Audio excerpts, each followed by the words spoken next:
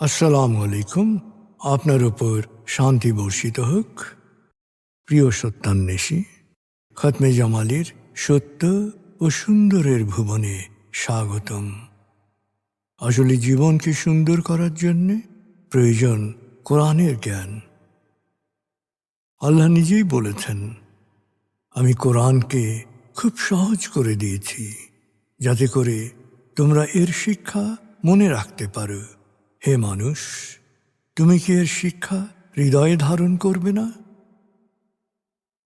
সূরা কামারের 17, 22, 32 ও 40 নম্বর আয়াতে 4 বার আল্লাহ এই একই কথা বলেছেন।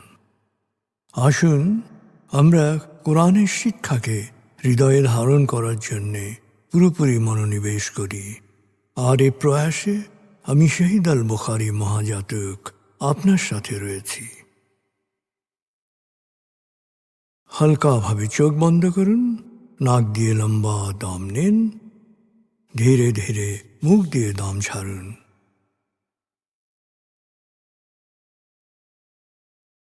দম নেবেন পেটে, ছাড়বেন মুখ দিয়ে। দম নেওয়ার চেয়ে দম ছাড়তে সময় একটু বেশি নিন। এভাবে কয়েকবার দম নিন ও দম ছাড়ুন।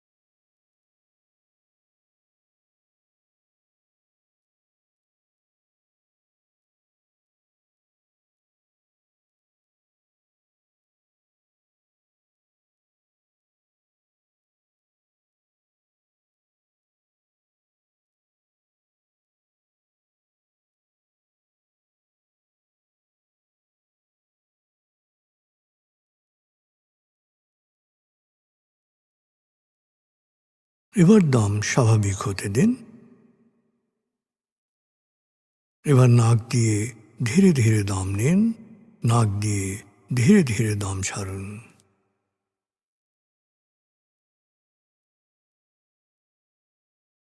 এভাবে কয়েকবার দম নিন, দম ছাড়ুন।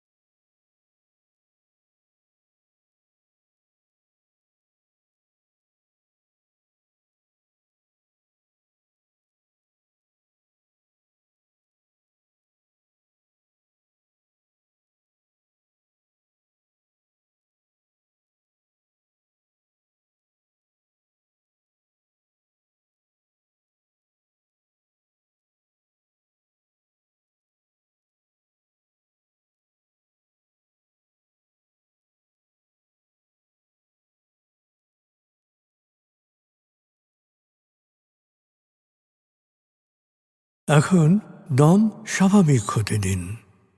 আপনি শুধু দম খেয়াল করুন।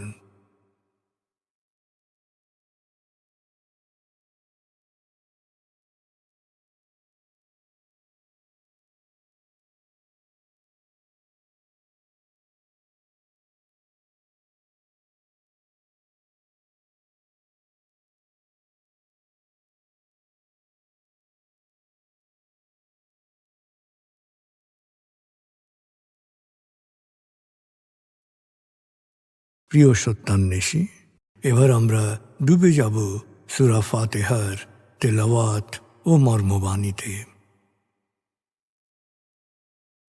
1. সূরা ফাতিহা। أعوذ بالله من الشيطان الرجيم.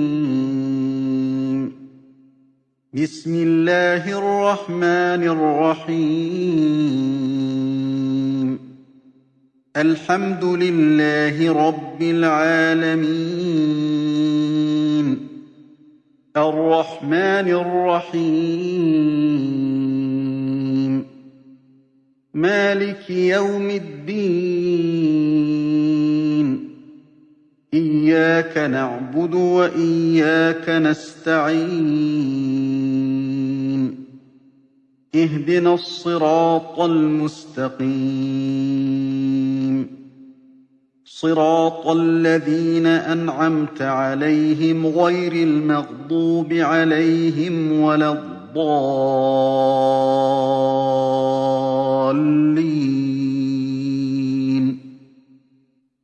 দয়াময় মেহেরবান আল্লাহর নামে। সকল প্রশংসা মহাবিশ্বের প্রতিপালক হে আল্লাহ তোমারই জন্যে। তুমি দয়াময় মেহেরবান কর্মফল দিবসের মালিক। আমরা শুধু তোমারই ইবাদত করি, শুধু তোমারই সাহায্য চাই। প্রভু হে, সাফল্যের সরল পথে তোমার প্রিয়জনদের পথে আমাদের পরিচালিত করো। প্রভু হে, বিভ্রান্ত অভিশপ্তদের অন্ধকার পথ থেকে তুমি আমাদের রক্ষা করো।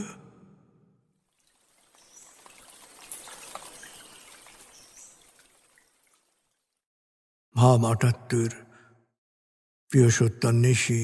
ভাব ৭৭-এর আয়াত গুচ্ছে আমরা শুনেছি বিপদে হেফাজতকারী, উপহাস পরিহাস ও পার্থিব ভোগবিলাস প্রসঙ্গ।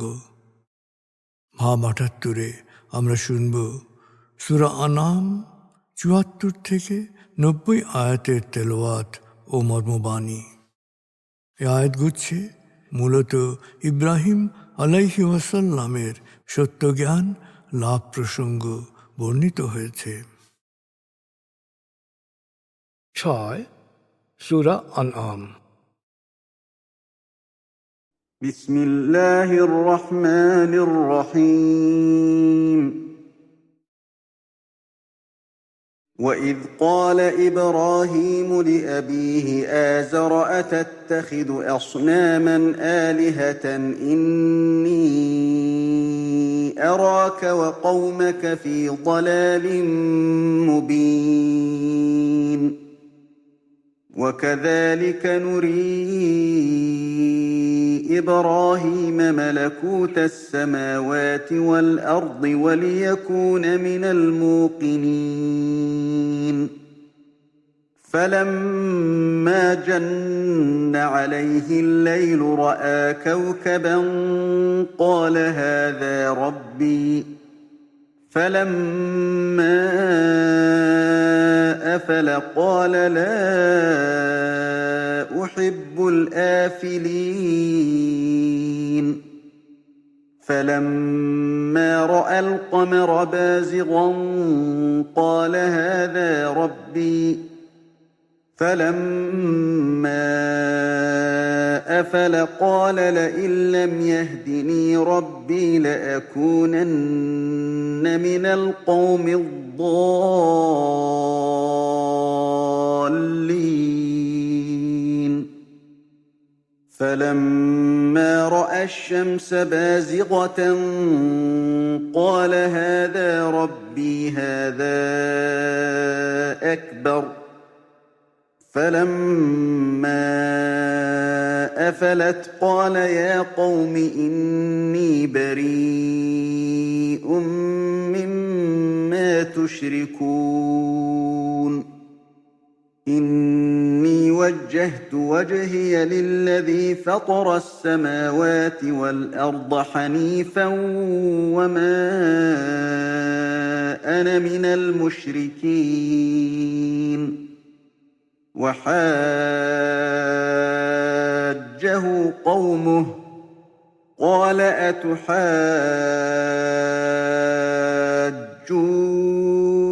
أتحاجوني في الله وقد هدان ولا أخاف ما تشركون به إلا أن يشاء ربي شيئا وسع ربي كل شيء علما أفلا تتذكرون وكيف أخاف ما أشركتم ولا تخافون أنكم أشركتم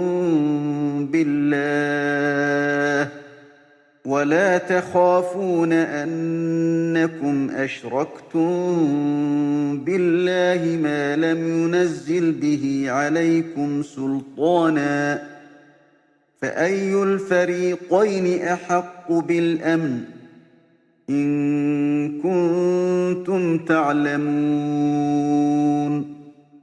الذين آمنوا ولم يلبسوا إيمانهم بظلم أولئك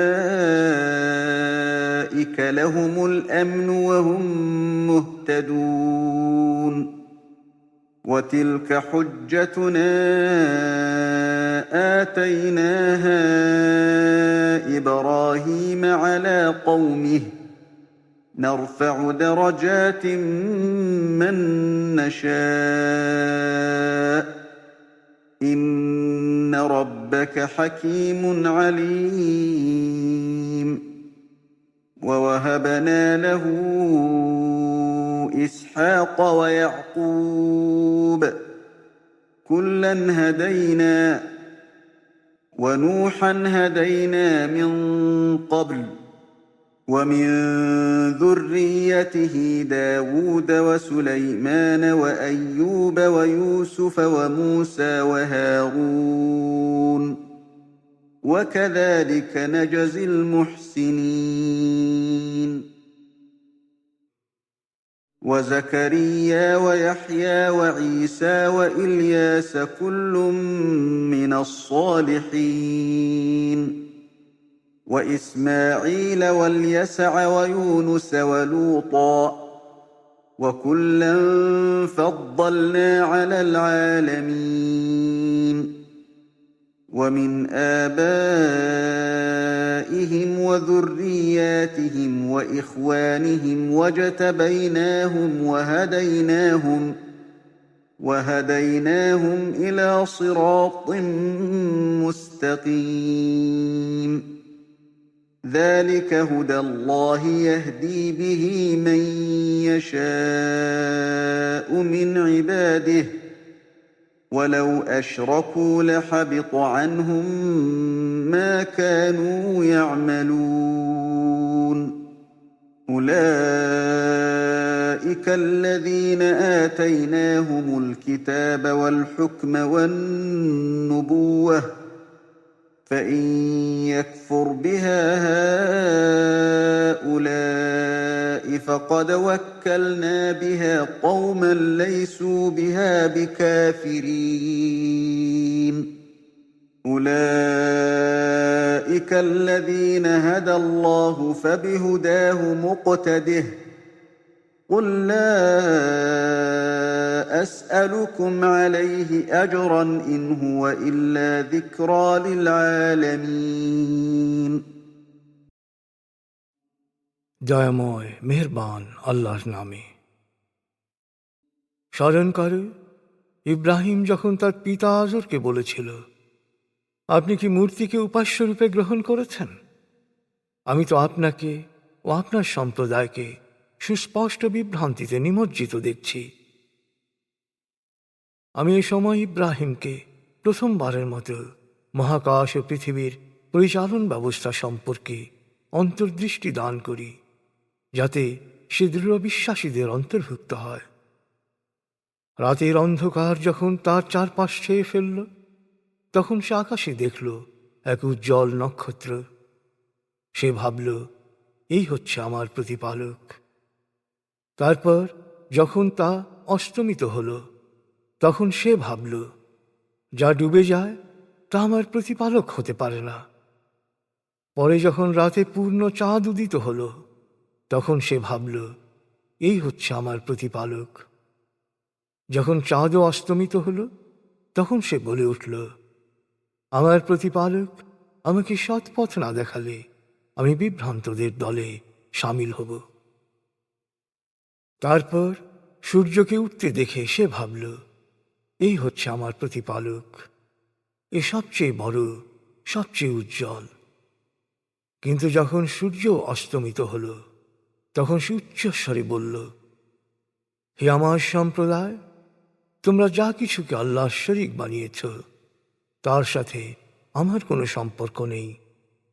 নিশ্চয়ই আমি একাগ্র চিত্তে মহাবিশ্বের স্রষ্টার প্রতি আমার আনুগত্য ঘোষণা করছি।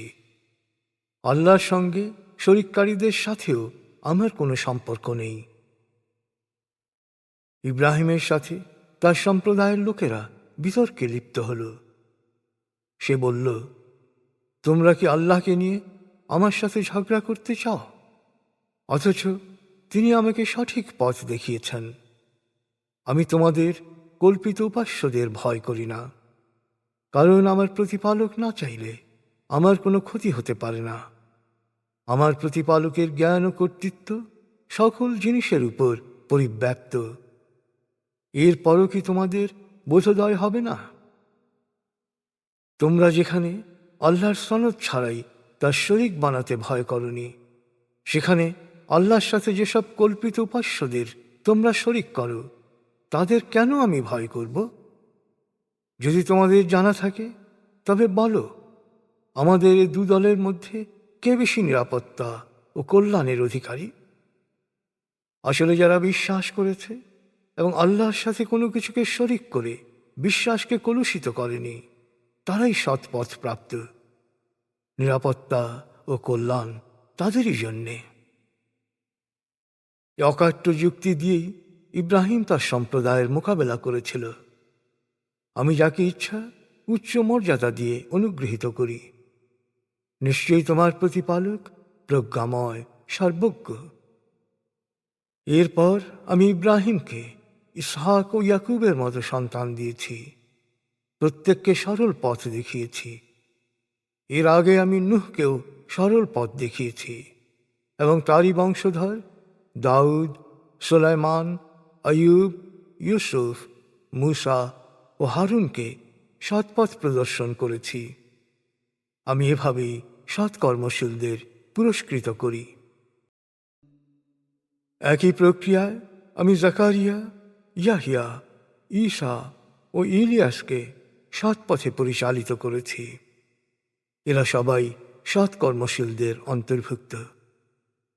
তাদেরই পরিবার হতে সৎপথে পরিচালিত করেছি ইসমাইল, আল ইয়াসা, ইউনুস ও লুতকে, এবং তাদের পূর্বপুরুষ, বংশধর ও ভাইদের অনেককে বিশেষ বৈশিষ্ট্য দান করেছি।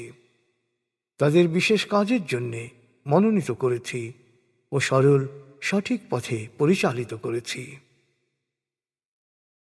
এ পথই আল্লাহর পথ। তিনি যাকে ইচ্ছা সৎ পথে পরিচালিত করেন। তারা যদি আল্লাহর সাথে কাউকে শরীক করত, তবে তাদের সকল ভালো কাজও নিষ্ফল হতো।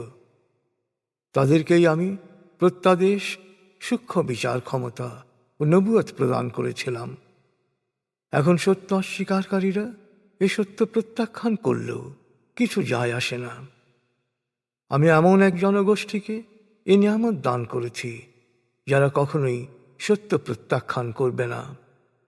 আল্লাহ এদেরকে সৎ পথে পরিচালিত করেছেন।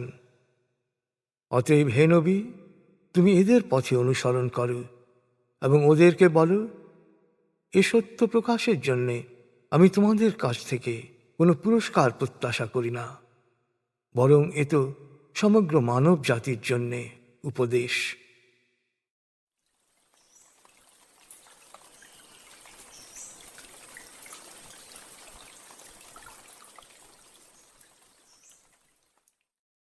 প্রিয় সত্যান্বেষী, এবার আজকের আয়াতগুচ্ছ থেকে একটা পয়েন্ট নিয়ে ভাবুন যা আপনি অনুসরণ করার চেষ্টা করবেন। ভাবনাটা হতে পারে, আপনি কি আল্লাহর দেখানো সরল পথ সম্পর্কে জানেন এবং সে পথ অনুসরণ করার চেষ্টা করছেন?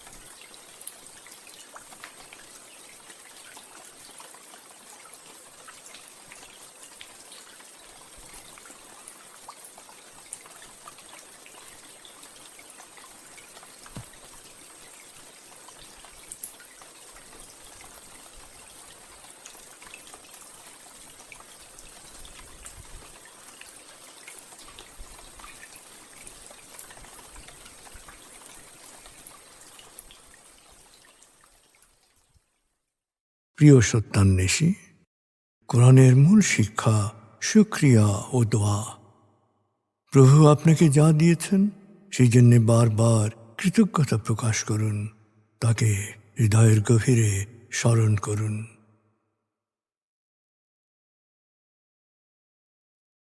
আল্লাহ আল্লাহ আল্লাহ আল্লাহ আল্লাহ আল্লাহ আল্লাহ আল্লাহ আল্লাহ আল্লাহ আল্লাহ।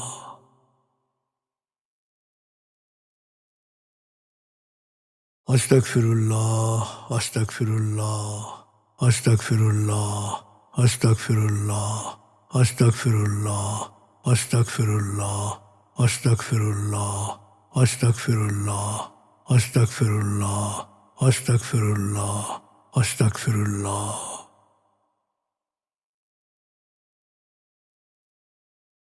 আসুন প্রার্থনায় ডুবে যাই।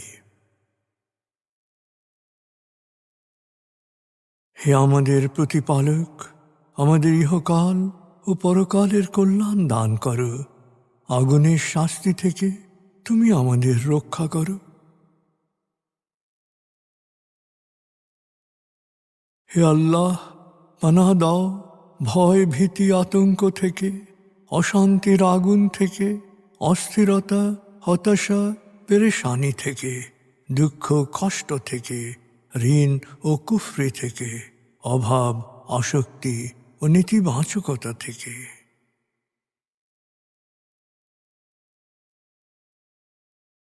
হে আমাদের প্রতিপালক, আমাদের বেহিসাব রিজিক দান করো।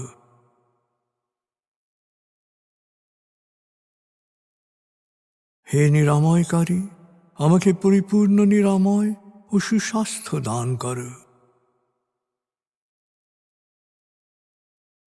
প্রভু হে, আমার মা বাবা অভিভাবক শৈশবে যে মমতায় আমায় লালন করেছেন, তুমিও তাদের উপর সেরূপ করুণা বর্ষণ করো।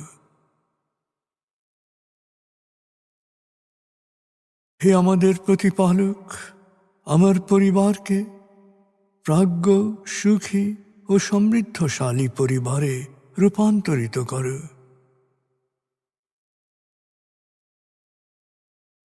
হে করুণাময়, আমাদের কোয়ান্টাম ফাউন্ডেশনকে, আমাদের সংঘকে তুমি কবুল করো। সংঘের প্রতিটি কাজে প্রবৃদ্ধি দান করো।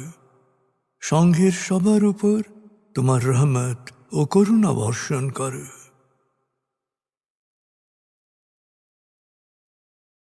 প্রভু হে, আমাদের দেশকে তুমি ভালো মানুষের স্বর্গভূমিতে রূপান্তরিত করো।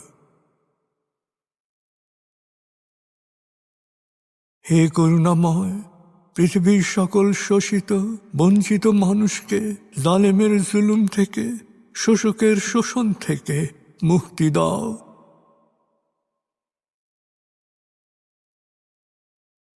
প্রভু হে, ভালো ভাবা, ভালো বলা, ভালো করা ও ভালো থাকার অফুরন্ত শক্তি আমাকে দাও।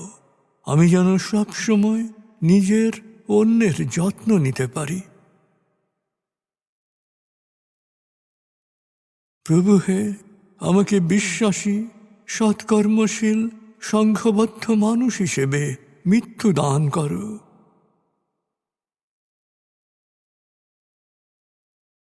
অনুভব করুন, আল্লাহ আপনার অন্তরেই আপনার কথা শুনছেন।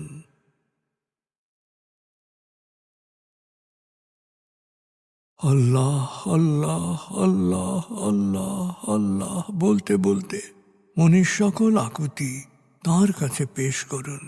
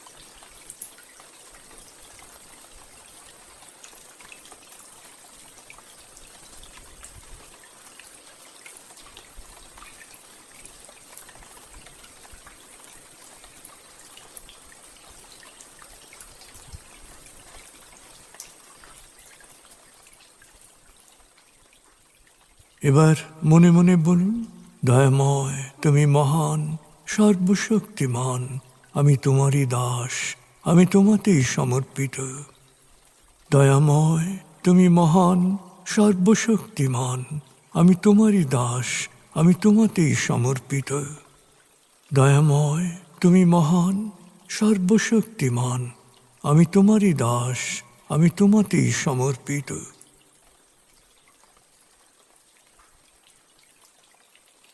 অনুভব করুন আল্লাহ আপনার প্রার্থনা কবুল করেছেন।